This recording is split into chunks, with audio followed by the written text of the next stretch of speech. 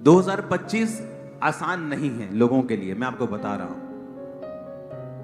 जो स्ट्रेस का लेवल होगा, जो निराशा का लेवल होगा, जो फेक लाइफ होगी, वो इतनी टॉप पे चली जाएगी 2025 में अन्य जाति लोगों की, खासकर यूथ की, इंटरनेट के साथ जुड़े हुए लोगों की, कि उन्हें ये अपना जीवन व्यर्थ लगने लगेगा और बहुत से लोग सुसाइड करेंगे। और ये अंधेरा जो है उन्हीं का फैलाया हुआ है। बाइबल कहती है सावधान रहो, परमेश्वर को ठट्ठों में नहीं उड़ाया जाता। प्रभु यीशु मसीह की एक बात मुझे बड़ी खतरनाक लगती है। जब एक आदमी गुनाह करता है, उसको कुछ भी महसूस नहीं होता वो गलत कर रहा है कि नहीं कर रहा। लेकिन जब उस चीज का असर होना शुरू होता है लाइफ में, फिर कान पे कहते हैं तौबा तौबा, तौबा तौबा करवाता है फिर परमेश्वर। वो कान हाथ भी पीछे से, नीचे से, कहीं कहीं से लगवाता है। इसलिए बाइबल कहती है परमेश्वर के हाथों में पड़ना भयंकर बात है। मैंने अपनी लाइफ में इसे देखा है, लोगों की लाइफ से भी इसे समझा है, अपनी लाइफ के एक्सपीरियंस से भी मैं आपको बता सकता हूं। जब कोई वचन से हटता है, वचन को तोड़ता है, उस समय उसे महसूस नहीं होता, लेकिन बाद में जब उसका असर होना शुरू होता है तब वो देखता है कि नहीं। हालेलुया।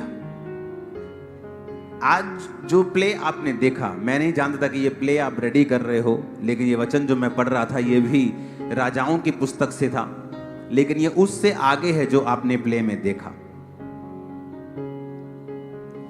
अब जब एलीशा के ऊपर मसा ठहर गया, बाइबल कहती है, और जब मसा ठहर गया और परमेश्वर ने उसके द्वारा मिरेकल्स किए, दुगने मिरेकल्स किए, और जब मिरेकल्स हुए तो उसके साथ गेहजी नाम का, जैसे एलिया के साथ अलीशा था, अलीशा के साथ एक गेहजी नाम का व्यक्ति भी था।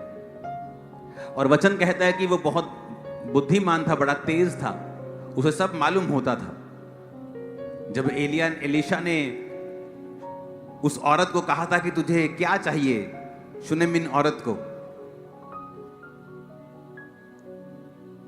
तो गेहजी को मालूम था कि इसे क्या चाहिए। वो पूरी खबर रखता था इधर उधर की, बड़ा तेज इंसान था। मैं आपको बताता हूं, कई बार जब आप परमेश्वर के दर्शन में और उसके रास्ते पे चलते हैं, आपको डिस्ट्रैक्शन से और आने वाली सारी पाप की अभिलाषाओं से दूर रहना होगा अगर आप अपनी कॉलिंग को पूरा करना चाहते हैं। तो यहां पर नामान कोढ़ी जब शुद्ध हुआ, नामान कोढ़ी के एक औरत, छोटी सी बेटी उसके घर में काम करती थी, इजरायली। वो कहती है अगर मेरा स्वामी किसी इजराइल के भविष्यद्वक्ता के पास होता तो वो उसे छूकर चंगा कर देता। नामान की औरत ने, उसकी वाइफ ने बताया कि छोटी लड़की ऐसा बोल रही है। उसने कहा ठीक है, सारा कुछ ट्राई कर लिया, अब मैं जाता हूं उधर भी। उसने अपने राजा से बात की, राजा ने चिट्ठी लिखी इजराइल के राजा को कि मैं अपने सबसे बेस्ट कर्मचारी को तेरे पास भेज रहा हूं, इसकी वजह से मैंने बड़े युद्ध जीते हैं, तू इसके कोढ़ को चंगा कर दे। जब इजराइल का राजा पढ़ता तो अपने कपड़े फाड़ लेता है, कहता मैं कोई जिलाने वाला या मारने वाला परमेश्वर हूं, शायद वो मुझे लड़ने का बहाना मुझसे ढूंढ रहा होगा, इसलिए उसने ऐसा किया है। और जब एलीशा को यह बात मालूम होती है, एलीशा कहता है उसे भेज, और वो जान जाएगा कि यहां पर परमेश्वर का एक दास है। बाइबल कहती है नामान अपने साथ कितने किलो चांदी, सोना, कपड़े, बड़े बड़े अच्छी उसने भेंटे लाकर वो एलीशा के द्वार के बाहर खड़ा हो गया। और जब बाहर खड़ा हुआ तो एलीशा ने अंदर से मैसेज भेज दिया कि इसको बोल और कि जाके यर्दन में 7 डुबकियां मार, तेरा कोढ़ खत्म हो जाएगा। उसने गुस्सा किया क्योंकि वो एक डिप्लोमेट आदमी था। कई बार जब आत्मा के द्वारा आपसे बात होती है, कई बार इंसान गुस्सा कर जाता है, लेकिन वो आत्मा ने उससे बात की होती है, उसे वो चीज मालूम नहीं होती। वो गुस्सा करके वापस जाने लगा तो रास्ते में उसका सेवक बोला कि अगर एलीशा ने कोई कठिन बात तुमसे कही होती करने के लिए तो क्या तुम नहीं करते? कहता मैं करता। कहता फिर उसने कौन सी मुश्किल बात की है? यर्दन नदी में डुबकी तो मारनी है। कहता मेरी नदियों का पानी तो इससे अच्छा है, मैं इसमें डुबकी क्यों मारूं? कहता कौन सा मुश्किल है, मार ले। उसने कहा है तो मार ले 7 डुबकियां। और वचन कहता जब 7 डुबकियां मार के वो ऊपर आया, उसकी जो स्किन थी वो बच्चे के समान शुद्ध हो चुकी थी और वो पूरी तरह से चंगा हो चुका था। कई बार हमें परमेश्वर के दासों की बात समझ नहीं आती। हम सोचते हैं हम जब जाएंगे हमारे सिर के ऊपर हाथ रख के प्रार्थना होगी। वो भी ऐसे ही सोच रहा था, लेकिन कई बार लोगों को ये बात समझ नहीं आती कि परमेश्वर सिर्फ ले हैंड के द्वारा चंगा ही नहीं करता, वो वचन के द्वारा भी चंगा करता है। वो आपको किसी भी रीति से छू सकता है। अब यहां पर क्या हुआ, नामान वापिस आया।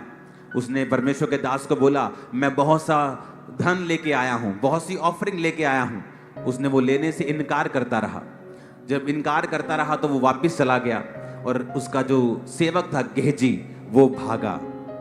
जब वो पीछे पीछे भागा, 20 आयत में लिखा है, दूसरा राजाओं 5 उसके 20, परमेश्वर का भक्त अलीशा का सेवक गेहजी सोचने लगा, मेरे स्वामी ने तो उस अरामी नामान को ऐसे ही छोड़ दिया, जो वो ले आया था उसको ना लिया, परंतु यहोवा के जीवन की शपथ मैं उसके पीछे दौड़कर कुछ ना कुछ तो ले लूंगा। गेहजी नामान के पीछे दौड़ा और नामान किसी को अपने पीछे दौड़ता हुआ देखकर उससे मिलने को रथ से उतर पड़ा और पूछा, सब कुशल क्षेम तो है? उसने कहा, हाँ सब ठीक है। मेरे स्वामी ने ये कहने को भेजा है कि एप्रेम के पहाड़ी देश के भविष्यद्वक्ताओं के चेलों में से 2 जवान मेरे यहाँ अभी आए हैं, इसलिए उनके लिए तू 1 किक्कार चांदी और 2 जोड़े वस्त्र दे। नामान ने कहा, खुशी से 2 किक्कार ले ले। तब उसने बहुत विनती करके 2 किक्कार चांदी अलग अलग थैलियों में बांधकर और 2 जोड़े वस्त्र समेत अपने 2 सेवकों पर लाद दिया और वे उसके आगे आगे चले। जब वो टीले के पास पहुंचे तो तब उन वस्तुओं को उसने घर में रख दिया और उन मनुष्यों को विदा किया और वो चले गए। तब गेहजी भीतर जाकर अपने स्वामी अलीशा के सामने खड़ा हुआ और अलीशा ने उससे पूछा, हे गेहजी, तू कहाँ से आता है? उसने कहा, तेरा दास तो कहीं नहीं गया। अलीशा ने कहा, जब वो पुरुष इधर उधर मुंह फेर कर तुझसे मिलने के लिए रथ से उतरा था तब से पूरा हाल मुझे मालूम था। क्या ये समय चांदी, वस्त्र, जैतून, दाख की बारियां, भेड़ बकरियां, गाय बैल या दास दासी लेने का है? इस कारण से नामान का कोढ़ तुझे और तेरे वंश को सदा लगा रहेगा। तब वह हिम का श्वेत कोढ़ी होकर उसके सामने से चला गया। 2 किक्कार चांदी का जो भार है वो कम से कम 34 किलो है। 34 से भी 1 किक्कार आई थिंक 34 किलो, तो वो किलोओं के हिसाब से चांदी थी। लेकिन आपने एक बात नहीं समझी इधर। उसने कहा, क्या ये समय चांदी, वस्त्र, जैतून या दाख की बारियां और भेड़ बकरियां और गाय बैल और दास दासी लेने का है? एक दर्शन है जो परमेश्वर ने आपको दिया है। वो दर्शन सेवकाई का है, वो दर्शन पवित्रताई का है, वो दर्शन परमेश्वर में बने रहने का है। लेकिन एक दर्शन उसे शैतान दिखा रहा था कि कोई बात नहीं, तू सेवा कर रहा है, कोई बात नहीं। उसने क्यों कहा दाख या जैतून की बारियां? क्योंकि जो गेहजी का दर्शन था वो ये था कि मैं इतने किलो चांदी बेचकर, मैं इतने किलो चांदी बेच दूंगा, फिर मैं दाख की बारी लगाऊंगा, फिर मैं जैतून की बारी लगाऊंगा, मैं एक बाग खरीदूंगा, वहां से मुझे बहुत सा प्रॉफिट आया करेगा।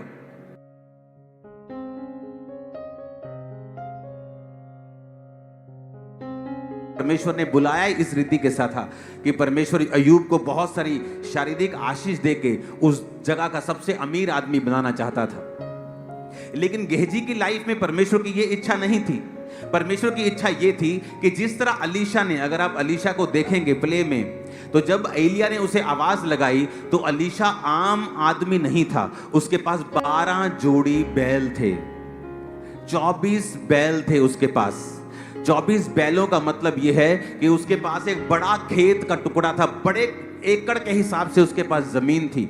आज के हिसाब से लगाओ तो करोड़ों की जमीन थी और लाखों की फसल हर 6 महीने 4 महीने के बाद उसके पास आया करती थी। लेकिन वचन कहता है कॉलिंग के हिसाब से ही आपकी आशीष मिलती है। अगर आप अपनी बुलाहट के हिसाब से चलते हैं तभी आपकी लाइफ में ब्लेसिंग आती है। तो अलीशा की बुलाहट ये थी कि वो एलिया के पीछे चले, और एलिया ने जब कहा मेरे पीछे आ जा, परमेश्वर का आत्मा कहता है कि मेरे पीछे चल, वो कहता मुझे अपने माता पिता को अपने पा को हेलो बोलने दे, गुड बाय किस करके आने दे। कहता जब भाग जा, मैंने तुझसे क्या कहा है।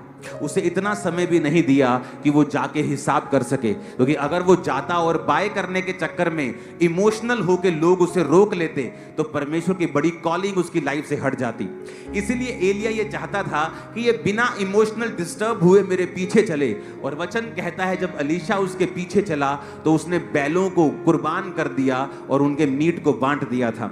वो ये नहीं चाहता था कि इन बैलों को मैं संभाल के रखूं, मेरे सारे जो खेती के यंत्र हैं इन्हें संभाल के रखूं। और जब आप सेवकाई में जाएंगे तो परीक्षाएं आएंगी।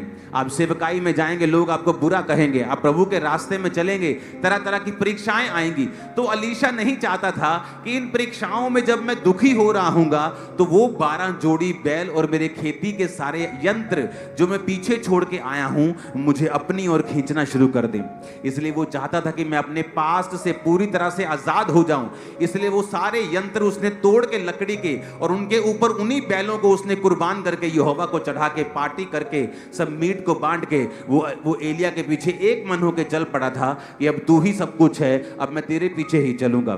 तो वो हमारे लिए एक एग्जाम्पल है कि जब परमेश्वर आपको आपके पीछे अपने पीछे बुलाता है तो हमें ये परवाह नहीं करनी। हमें पास्ट में वो जो चीजें हमने छोड़ी हुई हैं बैक स्लाइड होने के लिए, अगर वो रखी हुई हैं तो परमेश्वर कभी भी आपको नेक्स्ट लेवल पे नहीं लेके जा सकता। आपको वो चीजें खत्म करनी होती हैं, वो कनेक्शंस खत्म करने होते हैं पूरी रीति के साथ, ताकि परमेश्वर का आत्मा वो कर सके जिसके लिए आप बुलाए गए हैं। हर बंदा एलीशा के लिए गेहजी के रूप में नहीं बुलाया गया। किसी की अलग कॉलिंग है, किसी की अलग कॉलिंग है, लेकिन अपनी बुलाहट को पहचानना, फिर उस बुलाहट के पीछे परमेश्वर के पूरी रीति के साथ चलना। अब यहां गेहजी एक शारीरिक दर्शन में चला गया कि हाँ मेरे पास इतनी चांदी है, अगर आज के हिसाब से उसकी वैल्यू लगाएं, अगर वो 70 किलो भी हो तो आप लगा लो कितने 60-70 लाख की वो चांदी हो गई। मेरे पास इतने लाख रुपया हैं, मैं इतने खेत खरीदूंगा, इतनी दाख की बारियां लगाऊंगा, उससे मुझे इतनी फसल आया करेगी, उससे मैं फिर दास दासियां रखूंगा, साथ साथ मैं एलीशा के साथ भी चलता रहूंगा, लेकिन मेरा पीछे बिजनेस भी है जो पूरी तरह से फलवंत होता रहेगा। लेकिन प्रभु नहीं चाहते थे, परमेश्वर यही चाहते थे कि जिस तरह एलिया का मसा एलीशा के ऊपर आया है उसी तरह एलीशा का मसा गेहजी के ऊपर आए। लेकिन वचन कहता है गेहजी वो मसा नहीं ले पाया, बल्कि हिमसा कोड़ी होकर वो उसके सामने से चला गया। रीजन शरीर की अभिलाषाएं, अपनी बुलाहट को ना पहचानना और परमेश्वर के ऊपर संपूर्ण रीति के साथ भरोसा ना रखना। परमेश्वर को यह दिखाना कि हम तुझसे भी ज्यादा समझदार हैं, हमें अपने फ्यूचर को तुझसे भी ज्यादा बनाना आता है। और परमेश्वर ने कहा नहीं, ऐसा नहीं होगा। क्या यह समय दाख की बारियां लेने का है? क्या यह समय जैतून की बारियां लेने का है? क्या यह समय दास दासियां लेने का है? क्या यह समय सोना चांदी को लेने का है, भेंटों को लेने का है, वस्त्रों को लेने का है? हालेलुया। वही सेवक जो एक विधवा से कह रहा था कि मुझे वही एक रोटी बना के खिला, उसी का ही सेवक एक बड़े आदमी को बोलता है मुझे कोई ऑफरिंग नहीं चाहिए, क्योंकि बात ऑफरिंग की नहीं है। कई बार परमेश्वर छोटे से छोटे व्यक्ति को भी बोने के लिए बोल देता है, और कई बार परमेश्वर बड़ी बड़ी चीजों को मना कर देता। ये आत्मा की बातें हैं, पवित्र आत्मा सिखाता है। और अगर हम परमेश्वर की आत्मा के चलाए चलते हैं, लिखा तभी तुम उसके पुत्र कहलाते हो। जो परमेश्वर की आत्मा के चलाए चलते हैं वही उसके पुत्र हैं, बाइबल कहती है। तो हमें यह देखना है परमेश्वर मुझसे क्या कह रहा है। क्या मैं वही लीग पर हूं, उसी लाइन पर हूं जिस लाइन के लिए परमेश्वर ने मुझे बुलाया है, या मैं अपनी लाइन को चेंज कर रहा हूं? हमें अपनी लाइन को सेम रखना है। बाइबल कहती है परमेश्वर ने कहा एलीशा को कि तूने उसके पीछे ही चलना है। और बहुत से चेले जानते थे कि आज उनका स्वामी स्वर्ग चढ़ाए जाना है, लेकिन किसी ने भी कोशिश नहीं की उसके पीछे जाने की। लेकिन एलीशा कहता तुम चुप रहो, मैं जानता हूं। और उसने कहा मुझे दुगना भाग चाहिए। क्या था दुगना भाग? एक मालिक की जब प्रॉपर्टी होती है बाप की, तो जो सबसे बड़ा बेटा होता था, अगर उसके 10 बेटे हैं तो प्रॉपर्टी के हिस्से 11 होते थे। पहले बेटे को 2 हिस्से मिलते थे और बाकियों को 1-1 मिलता था। अगर 100 रुपया उसके पास है तो 11 हिस्से होंगे, तो 9 रुपए 9 पॉइंट समथिंग ₹9 सबके हिस्से आएंगे, लेकिन बड़े बेटे को ₹18 मिलेंगे, बाकियों को ₹9 मिलेंगे। तो उसने कहा था कि मैं आत्मा में तेरा बड़ा बेटा हूं, क्योंकि मैं बड़ा बेटा हूं इसलिए मैंने तेरा साथ नहीं छोड़ा। आप कुछ भी प्रभु से जब क्लेम करते हैं, वो ये भी देखता है कि वाकई आप उस क्लेम करने के काबिल हैं कि पिता मैं तेरे नाम से मांगता हूं, नाम से मांगता हूं। परमेश्वर देखता है कि नाम का मतलब है अनोमा, अनोमा का मतलब है चरित्र।